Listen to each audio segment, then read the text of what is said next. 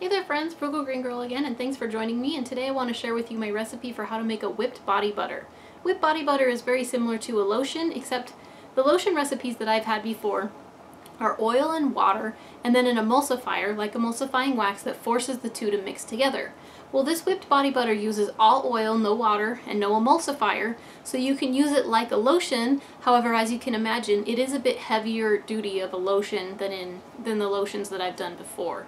So, you know, many people could benefit from this. Like my husband right now has been using this every single day because he has really cracked skin in the wintertime. Wintertime is definitely the dry season for skin, it seems, and sometimes his hands get even so cracked that they'll bleed. So, you know, this is helping to curb that sort of thing and keep it at bay. And so, you know, somebody who needs a really heavy-duty moisturizer like that would definitely benefit. And also, as you're going to see in a second, it uses cocoa butter, so like a pregnant woman. You know, cocoa butter is really good at helping to keep stretch marks from occurring, so that would definitely be helpful to them too. And there's also other things, you know, you can use it even if it's not, you know, a really big issue for you to have really dry skin, like, or eczema or other things like that. So yeah, this will be a beneficial recipe for most everyone. I feel like it's maybe a little too heavy for a summer use, but I definitely do like it in the winter time when, again, it is the dry skin season. So in the end, I'll have 3 different ways to personalize this, or you could just use the recipe as is, or personalize it however you would like also. So the first thing you're going to need is 1/3 cup each of shea butter, coconut butter, and then coconut oil. So 1/3 cup each for a total of 1 full cup. And then what I do is I just take it and I stick it in, say, a stainless steel bowl or something like this, put the ingredients in there, and then put it over a pot with some water in it and make it into a makeshift double boiler. And now one more ingredient you want to make sure to add in addition to those 3, that 1 cup of oil, is just about 2 teaspoons of any other liquid oil of your choice. This helps it to loosen up and melt better when it's in the makeshift double boiler. So, you know, there's lots you could use: olive oil, you could use sweet almond or apricot kernel, or lots of other oils out there.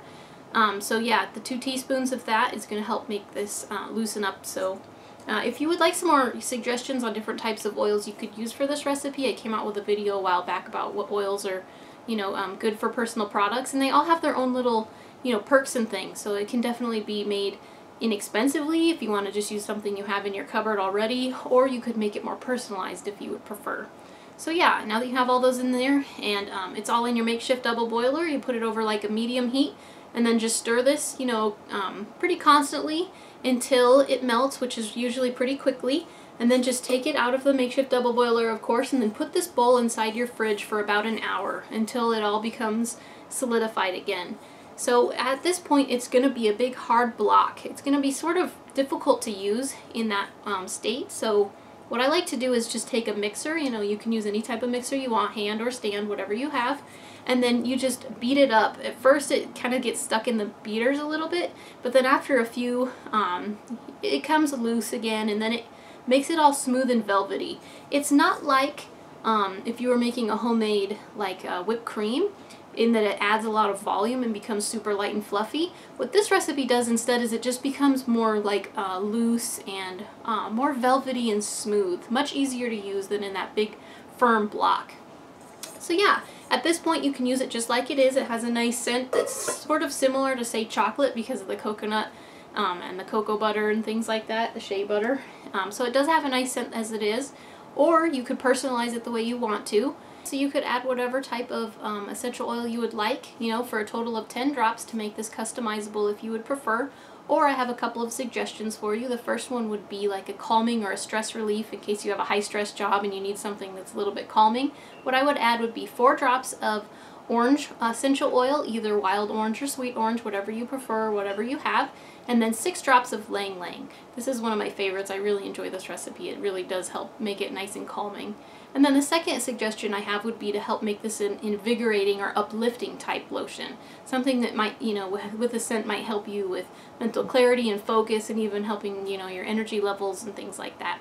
So if you would prefer this, I would recommend adding 5 drops of peppermint essential oil and then 5 drops of eucalyptus essential oil. And again, this is a good invigorating type scent to add to the lotion. And then the last one would be how to actually make this whipped body butter into a sunscreen.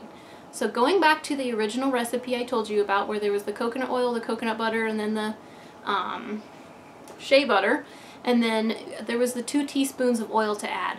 Well, if you were going to make this into a sunscreen, what I would recommend adding would be to use a red raspberry seed oil in place of the oil, any other oils that you would choose. Red raspberry seed oil has a natural SPF, and so that'll really help make this a good sunscreen.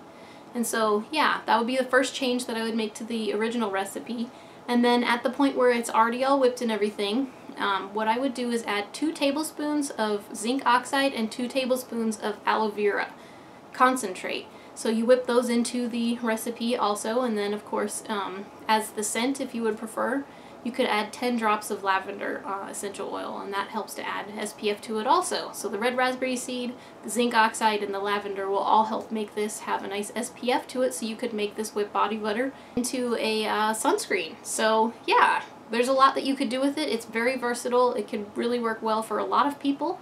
And again, you know, we've been really enjoying it. So anyway, I hope you found this video helpful, and thanks for joining me again on this Quick Tip Tuesday, and we'll see you next time.